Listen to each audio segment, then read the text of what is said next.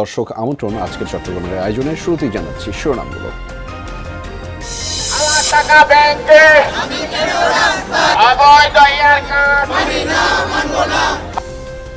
জমানো টাকা ফিরে পাওয়ার দাবিতে আজও চট্টগ্রামের 5 ব্যাংকের গ্রাহকদের বিক্ষোভ। আমানত ফেরত না দিলে সব শাখায় তালা দেওয়ার হুঁশিয়ারি।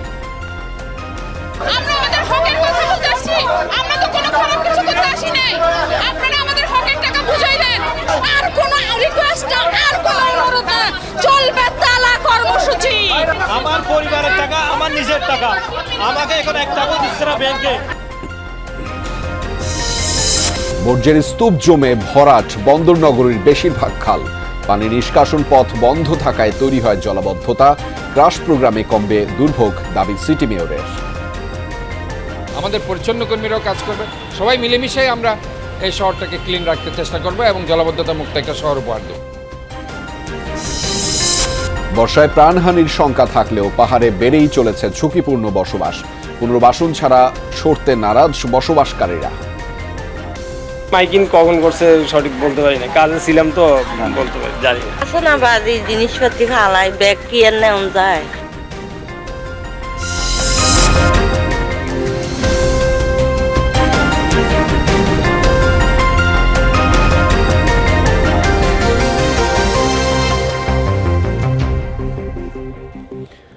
দর্শক এতক্ষণ শিরোনাম দেখছিলেন, আপনাদের সাথে আছি আমি আহমেদ রেজা। এবার জানাচ্ছি বিস্তারিত। চট্টগ্রামে একীভূত হওয়া 5 ব্যাংকের আগ্রাবাদ শাখায় তালা মেরে দিয়েছেন আমানতকারীরা। হেয়ার কাট বাতিল ও লেনদেন স্বাভাবিক করার দাবিতে ব্যাংকের ভেতরে বাইরে টানা দ্বিতীয় দিনের মতো বিক্ষোভ করেন তারা। বের করে দেন কর্মকর্তা কর্মচারীদের। আমানত ফেরত না দিলে পর্যায়ক্রমে সব শাখায় তালা মারার হুঁশিয়ারি দেন বিক্ষোভকারীরা।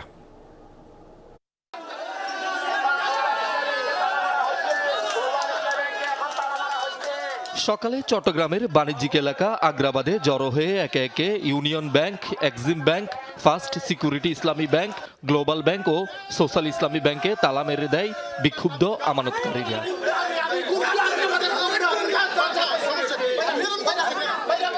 শুধু তাই নয়, গ্রাহকদের জমানো টাকা দিতে না পারার অভিযোগে শাখা ম্যানেজার সহ কর্মকর্তা কর্মচারীদেরকেও ব্যাংক থেকে বের করে দেন।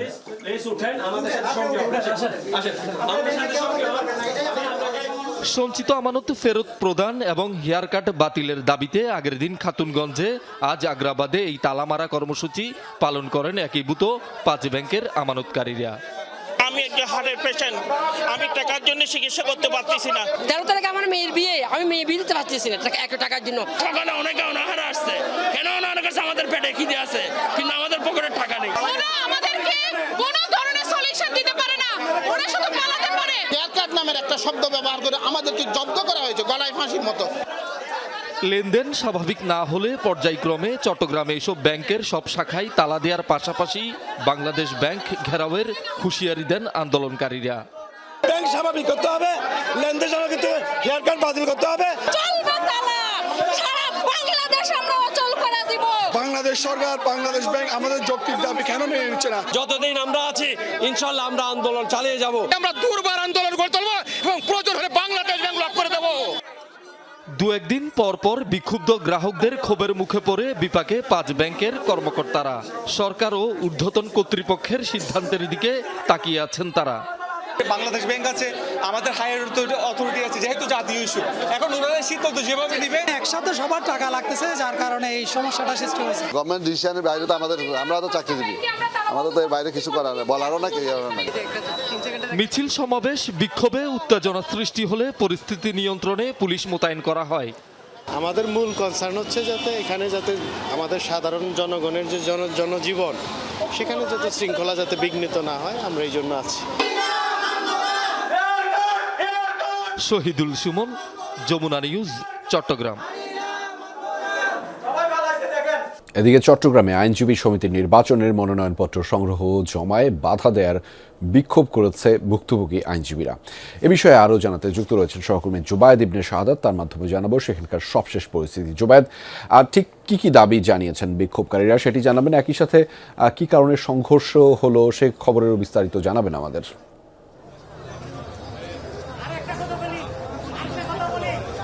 রেজা, ঠিক সংঘর্ষ নয়, বাধা প্রদান করা হয়েছে। যারা সাধারণ আইনজীবী পরিষদের একটি প্যানেল থেকে 21টি পদে তারা মনোনয়নপত্র সংগ্রহ এবং জমা দিতে চেয়েছিলেন এবং সেটির সময় ছিল আজকে 3টা থেকে 5টা পর্যন্ত। তারা এই যে মনোনয়নপত্র গ্রহণ বা জমা সেটি কোনোটি আজকে করতে পারেননি, যার ফলে তাদের মধ্যে এক প্রকার চাপা ক্ষোভ এবং আমরা উদ্বেগ দেখতে পাচ্ছি। সেই ক্ষোভের প্রেক্ষিতে তারা ঘৃণা মিছিল করেছেন আইনজীবী ভবনের কার্যালয় থেকে। তারা এই যে জেলা প্রশাসক চত্বর যেটি আছে সেখানে এসেছেন। এই মুহূর্তে তারা তাদের সাথে যে ঘটনাগুলো হয়েছে, কেন তারা মনোনয়নপত্র নিতে পারলেন না, কারা বাধা দিয়েছেন, এই সকল বিষয় তারা তুলে ধরছেন। পাশাপাশি তারা কর্মসূচি বলতে তারা এই মুহূর্তে নতুন করে কোনো কর্মসূচি জানেননি, তবে তারা 3টা থেকে 5টা পর্যন্ত মনোনয়নপত্র নেওয়ার জন্য সর্বোচ্চ চেষ্টা করেছেন, এমনটা তারা আমাদেরকে জানিয়েছেন। কিন্তু নেওয়ার চেষ্টার পরও কোনোভাবেই তারা ভিতরে প্রবেশ করতে পারেননি, মনোনয়নপত্র নিতে পারেননি, সেক্ষেত্রে জমাটাও দেওয়ার প্রশ্ন আসে না।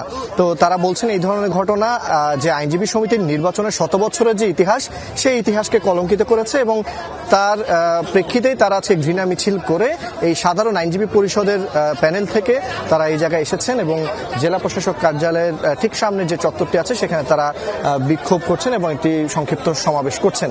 এখানে আমরা যারা প্যানেলে বিভিন্ন পদে দাঁড়িয়েছেন তাদেরকে দেখতে পাচ্ছি, পাশাপাশি সাধারণ আইনজীবী, তরুণ, নবীন, প্রবীণ, অনেক ধরনের আইনজীবী যারা আছে সবাইকে আমরা দেখতে পাচ্ছি। প্রত্যেকের কাছেই একটি কথাই আমরা শুনতে পাচ্ছি এবং তাদের দাবি একটাই যে এই ধরনের ঘটনা তাদেরকে কোনোভাবেই উচ্ছিষ্ট করে না বা এই ধরনের ঘটনা তাদেরকে কোনোভাবে উৎসাহিত করে না। তারা এই ধরনের ঘটনা তীব্র নিন্দা জানাচ্ছেন এবং সরকারের কাছে এটার পদক্ষেপ নিতে আহ্বান জানাচ্ছেন। সেই খবর বিস্তারিত আপনার মাধ্যমে জানছিলাম। ধন্যবাদ জুবাইদ ইবনে শাহাদাত আমাদের সাথে যুক্ত হওয়ার জন্য। রাঙামাটিতে জেলা ছাত্র দলের কমিটি গঠনকে কেন্দ্র করে 2 গ্রুপের মধ্যে সংঘর্ষের ঘটনায় 144 ধারা জারি করা হয়েছে। দুপুরে শহরের বিএনপির অফিস সহ বিভিন্ন স্থানে দফায় দফায় সংঘর্ষ হয়। প্রত্যক্ষদর্শীরা জানিয়েছেন কমিটি গঠন নিয়ে বিরোধের জেরে ছাত্র দলের 2টি পক্ষ মুখোমুখি অবস্থান নেয়। এক পর্যায়ে উভয় পক্ষের মধ্যে ধাওয়া পাল্টা ধাওয়া ও ইট পাটকেল নিক্ষেপ শুরু হলে শহরে আতঙ্ক ছড়িয়ে পড়ে। এ সময় আহত হয় অন্তত 10 জন। পরিস্থিতির অবনতি হলে রাঙামাটি পৌরসভা এলাকা, কাঁঠালতলী ও বনরূপা এলাকায় 144 ধারা জারি করে স্থানীয় প্রশাসন। পরিস্থিতি নিয়ন্ত্রণে শহরের গুরুত্বপূর্ণ এলাকায় অতিরিক্ত পুলিশ মোতায়েনের পাশাপাশি সেনাবাহিনী নামানো হয়েছে। এই ঘটনায় শহরে থমথমে পরিস্থিতি বিরাজ করছে। জনগণের জানমাল ইজ্জত রক্ষার্থে আপনার পৌরসভার কিছু কিছু এলাকায়, যেমন কাঁঠালতলী পৌরসভা, বনরূপা এই এলাকায় জেলা ম্যাজিস্ট্রেটের পক্ষ থেকে 144 ধারা জারি করা হয়েছে। এদিকে বান্দরবানেও নতুন কমিটি গঠনকে কেন্দ্র করে বিক্ষোভ করেছে ছাত্রদলের নেতাকর্মীরা। সকালে শহরের ট্রাফিক মোড়ে প্রধান সড়কের টায়ার জ্বালিয়ে সড়ক অবরোধ করে এ প্রতিবাদ কর্মসূচি পালন করা হয়। বিক্ষোভকারীরা জানিয়েছেন সদ্য ঘোষিত কমিটিতে ত্যাগী ও দীর্ঘদিনের পরীক্ষিত নেতাকর্মীদের মূল্যায়ন করা হয়নি।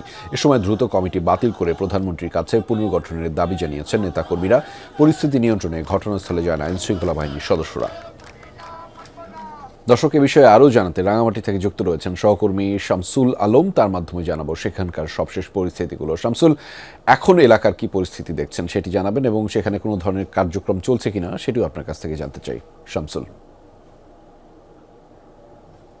বলেছিলেন হচ্ছে রাঙ্গামাটি জেলা ছাত্রদের যে কমিটিকে কেন্দ্র করে গতকাল থেকে কিন্তু এখানে 2টি গ্রুপে বিভক্ত হয়ে তাদের মধ্যে উত্তেজনা ছড়িয়ে পড়ে এবং সেই উত্তেজনাকে কেন্দ্র করে আজ রাঙ্গামাটি যে জেলা বিএনপির যে কার্যালয়, সেই কার্যালয়ের সামনে একটি গ্রুপ তারা এখানে অবস্থান নেয়। পরবর্তীতে তাদের বিপক্ষ গ্রুপ এই এলাকাতে অবস্থান নেয়।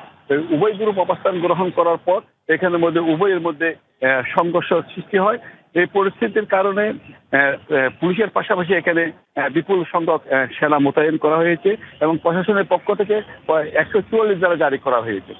এই 144 ধারা জারি করার পর সেনাবাহিনী এবং পুলিশ যৌথভাবে এখানে তারা অভিযান পরিচালনা করে উভয় গ্রুপকে এই শহরের যে তাদের যে কার্যালয় রয়েছে কার্যালয় থেকে তাদেরকে এখান থেকে সরিয়ে দেওয়া হয়। বর্তমানে এই ঘটনাকে কেন্দ্র করে উভয় গ্রুপের মধ্যে যে ঠান্ডা উত্তেজনা বিরাজ করছে। পাশাপাশি এখনো পর্যন্ত শহরের গুরুত্বপূর্ণ এলাকাগুলো যেগুলো রয়েছে সেখানের মধ্যে পুলিশের পাশাপাশি সেনাবাহিনী এখানে মোতায়েন রয়েছে এবং ছাত্র দলের যে 2টি গ্রুপ রয়েছে 2টি গ্রুপের মধ্যে যারা অবস্থান নিয়ে তারা স্থানে তারা চলে গেছে। এই ঘটনাকে আহত হয়েছে। তাদের মধ্যে 6 জনকে রাঙ্গামাটি সদর হাসপাতালে ভর্তি করা হয়েছে তাদের মধ্যে দুজনের অবস্থা আশঙ্কাজনক বলে সেখানকার চিকিৎসকরা জানিয়েছে। এছাড়া এই প্রশাসনের পক্ষ থেকে জানানো হয়েছে যে যতক্ষণ পর্যন্ত পরিস্থিতি নিয়ন্ত্রণে না আসবে তখন অ্যাক্সেস পুলিশ যারা এখানে বলবৎ থাকবে। রেজা, সেই খবরের বিস্তারিত আপনার মাধ্যমে জানছিলাম। ধন্যবাদ শামসুল আমাদের সাথে যুক্ত হওয়ার জন্য। চট্টগ্রাম বিভাগের মধ্যে হামের প্রকোপ সবচেয়ে বেশি কক্সবাজারে। আজও হাম উপসর্গে 2 শিশুর মৃত্যু হয়েছে। জেলা সদর হাসপাতালে তাদের মৃত্যু হয়। এখন পর্যন্ত কক্সবাজারে আক্রান্তের মোট সংখ্যা 1452 জন। মৃত্যু হয়েছে 13 জনের। বর্তমানে হাসপাতালে ভর্তি রয়েছেন 147 জন। প্রতিদিন হামের উপসর্গ নিয়ে শিশুরা ভর্তি হচ্ছে হাসপাতালে। অন্যদিকে চট্টগ্রামে এখন পর্যন্ত হামে আক্রান্ত শিশুর সংখ্যা 90 জন। মৃত্যু হয়েছে 1 জনের। হাসপাতালে ভর্তি আছে 242 জন।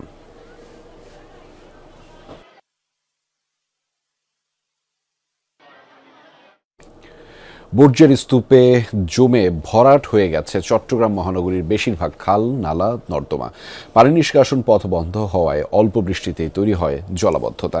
যথারীতি বর্ষা মৌসুম শুরুর আগে মাসব্যাপী ক্রাশ প্রোগ্রামের আওতায় চলছে বর্জ্য অপসারণ কার্যক্রম। খাল পরিষ্কার থাকলে জলাবদ্ধতা কমবে বলে দাবি সিটি মেয়রের।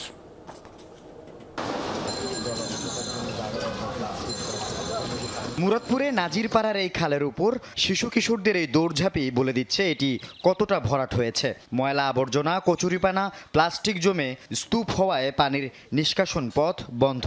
ভরাট হওয়ার সুযোগে খালটি দখল করে অবৈধ স্থাপনা তুলতে মরিয়া দখলদাররা। যখন কাজ করে তখন চলে যায়, আবার আসি কিছুক্ষণের জন্য আসি বা আজকে আসি কালকে না, এরকম আর কি। বাসমান দোকান যখন খালের কাজ চলে তখন আমরা চলে যাই। ফেনার স্তর জমতে জমতে এবং পলিথিনের স্তর জমতে জমতে এমন অবস্থা তৈরি হয়েছে, সে এই যে বাচ্চা পোলাপান কিশোর ছেলেরা এখানে খেলাধুলা করতেছে ওই ফেনার উপরে। একই অবস্থা চাকতাই খালের এই অংশে। দেখে মনে হতে পারে আবর্জনার কোনো স্তূপ। সংস্কারের পরও ককশিট ও প্লাস্টিকের ছড়াছড়ির কারণে অল্প বৃষ্টিতেই জলাবদ্ধতা তৈরি হয় এই এলাকায়। আমরা তো চিটাগাং সুবিধা দেখতেছি এই অবস্থা এরকমই থাকে। প্রতি বছর বর্ষায় পানি ওঠে, নিচের তালা যত ঘর আছে সব ঘরে। যে বিল্ডিং এর মালিকেরা এগুলো ফেলে, দোকানদাররা ফেলে, তাদের প্রতি অ্যাকশন নেওয়া দরকার আছে। একমাত্র ময়লা আবর্জনা এগুলোর জন্যই তো এখানে পানির প্রতিবন্ধক সৃষ্টি হয়। সুতরাং এগুলো যদি অলওয়েজ যদি পরিষ্কার পরিচ্ছন্ন রাখে তাহলে এখানে পানি হওয়ার কোনো কারণ নেই। সারা বছর তেমন তৎপরতা না থাকলেও বর্ষা মৌসুম শুরুর আগে শুরু হয় এসব খাল, নালা, নর্দমা থেকে বর্জ্য অপসারণ কাজ। ব্যতিক্রম হয়নি এবারও। পুদিনের সময় শুধু লিখবে, আর বর্ষা আসলে রাস্তার কাজ, এগুলা খালের নালার কাজ শুরু করবে, যাতে সরকারের দেশের অনেক টাকা অপচয় হয়। পরিষ্কার করে না, কোনো কাজ আসলে বা পানি উঠলে তখন আসে, এরপর আসে না। মাসব্যাপী ক্রাশ প্রোগ্রামের আওতায় চলমান সংস্কার কাজ প্রতিদিন পরিদর্শন করছেন সিটি মেয়র। 41টি ওয়ার্ডের সব খাল, নালা, নর্দমা পরিষ্কার করলে জলাবদ্ধতা কমবে বলছেন তিনি। প্রত্যেকটা ওয়ার্ডে কিন্তু দেখবেন 20, 25, 30টার মতো ড্রেন আছে, ওগুলি ক্লিন চলতে থাকবে। স্বেচ্ছাসেবক যারা আছে তাদেরকে আমরা বলেছি, তারাও কাজ করবে, আমাদের পরিচ্ছন্ন কর্মীরাও কাজ করবে। সবাই মিলেমিশেই আমরা এই শহরটাকে ক্লিন রাখতে চেষ্টা করবো এবং জলাবদ্ধতা মুক্ত একটা শহর উপহার দেব। আল আমিন শিকদার, যমুনা নিউজ, চট্টগ্রাম। চট্টগ্রামে পাহাড়ে ঝুঁকিপূর্ণ বসবাস বন্ধ হচ্ছে না কিছুতেই, বরং দিন দিন বসতি বাড়ছে। অন্যান্য বছরের মতো এবারও বর্ষায় পাহাড় ধসে প্রাণহানির শঙ্কা দেখা দিলেও পুনর্বাসন ছাড়া সরতে নারাজ বসবাসকারীরা। তাদের স্থানান্তর উচ্ছেদ এবং পানি, বিদ্যুৎ ও গ্যাস সংযোগ বিচ্ছিন্ন করার সিদ্ধান্তও কার্যকর হয়নি। বায়েজিদের আমিন পাহাড়ের পাদদেশে এভাবেই 35 বছর ধরে পরিবার নিয়ে বসবাস করছেন এই নারী। টানা বৃষ্টিতে পাহাড় ভেঙে রান্নাঘরের জানালায় চলে এসেছে, তবুও ঘর ছেড়ে নিরাপদ আশ্রয়ে যেতে নারাজ তিনি। ওই দিকটা মাটি আইয়ে এই জায়গাটা বসছে। আচ্ছা, এই যে এখন পাহাড় তাহলে ভেঙে ভেঙে এই পর্যন্ত আসছে, তার মানে আপনার ঘরেও পড়তে পারে? না না না, পড়ে না, আল্লাহ দিলে পড়ে না। আল্লাহ দিলে পড়ে না। এটা ঝুঁকি নেই জায়গাটা থাকা? ঝুঁকি তো এখানে থাকি না, তো আমরা তো লাস্টের রুমে থাকি। জেলা প্রশাসনের হিসেবে চট্টগ্রামে ঝুঁকিপূর্ণ 26 পাহাড়ে বসতি অন্তত 6,500। সবখানের চিত্র একই। বর্ষা মৌসুম আসলেই শুরু হয় মাইকিং। ব্যতিক্রম হয়নি এবারও। টানা বৃষ্টিতে পাহাড় ধসের শঙ্কা তৈরি হলেও ঘর ছেড়ে আশ্রয় কেন্দ্রে যায় না কেউই। কই এখন মাইকিং কখন করছে সঠিক বলতে পারি না, কাজে ছিলাম তো বলতে পারি জানি না। আছে না বাজি জিনিসপাতি ফালাই, ব্যাগ কি আর নেওয়া যায়? এই জন্য যান না।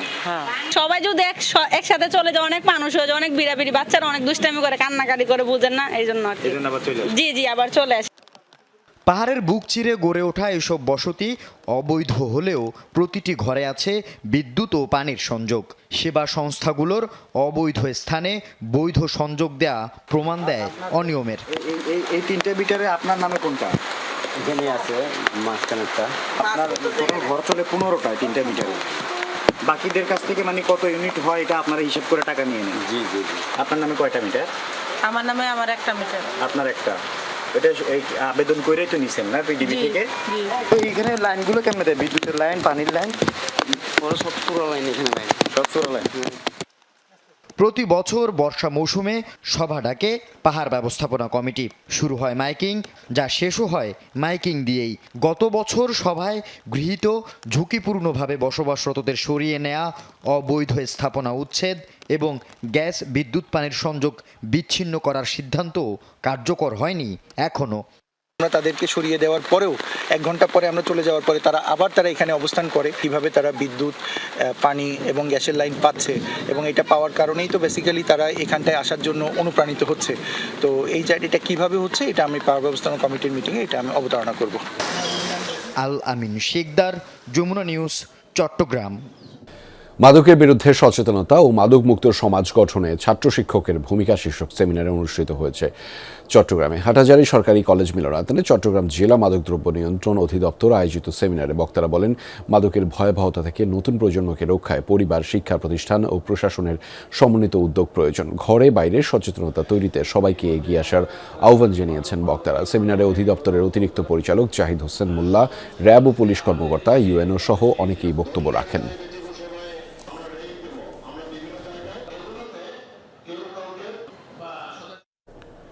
চট্টগ্রামের সাতকানিয়ায় ডলু খালের উপর সেতু নির্মাণের দাবিতে বিক্ষোভ ও মানববন্ধন করেছে এলাকার মানুষ।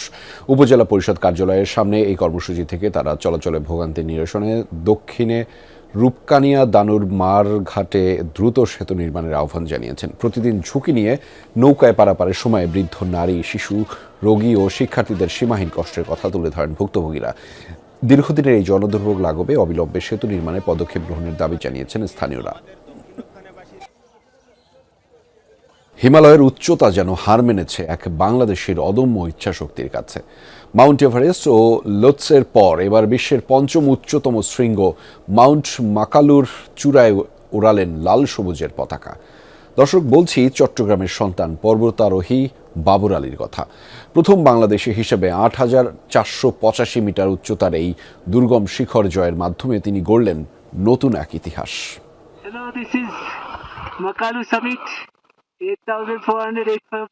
প্রথম বাংলাদেশি হিসেবে বিশ্বের 5ম উচ্চতম শৃঙ্গ মাউন্ট মাকালু জয় করলেন পর্বতারোহী বাবর আলী।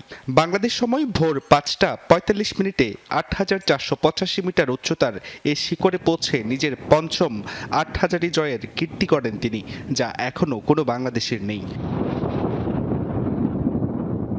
14টি 8,000 মিটারের পর্বতের মধ্যে ইতোমধ্যে 5টি শৃঙ্গ ছুঁয়ে ফেলেছেন বাবর। কঠিন আবহাওয়া আর দীর্ঘ প্রস্তুতি পেরিয়েই এসেছে এই সাফল্য, বলেন বাবর আলী। গতকাল ভোরে 5:30টার সময় নেপাল স্থানীয় সময় আমি বিশ্বের 5ম সর্বোচ্চ শৃঙ্গ মাকালু আরোহণ করতে সক্ষম হয়েছি এবং গতকালই রাত 8:30 নাগাদ আমি বেস ক্যাম্পে এসে পৌঁছেছি। এপ্রিলের শুরুতে দেশ ছাড়ার পর ধাপে ধাপে বেস ক্যাম্প 1, 2, 3 অতিক্রম করে চূড়ান্ত আরোহণে নামেন তিনি। টানা প্রায় 1100 মিটার খাড়া আরোহণ শেষে 2 মে ভোরে পৌঁছান শিখরে। এর আগে Mount Everest, Mount Lhotse, Annapurna 1, Mount Ama Dablam ও মাউন্ট মানাসলু জয় করেছেন বাবর। মাকালু আমার 5ম 8,000 মিটার অভিযান। এতদিন এর আগে 4টা 8,000 মিটার অভিযান, 8,000 মিটার পিক ক্লাইম্ব করেছি, 10টা বাকি ছিল, এখন বাকি আছে 9টা। সংখ্যাটা একক সংখ্যায় চলে এসছে, এই জন্য খুবই আনন্দিত। 2014 সালে পর্বতারোহণ শুরু করা এই অভিযাত্রীর লক্ষ্য বিশ্বের 14টি 8,000 শৃঙ্গই স্পর্শ করা। মাকালু জয় সেই স্বপ্নপথের 5ম ধাপ। জুবাইর রিফাত, যমুনা নিউজ, চট্টগ্রাম।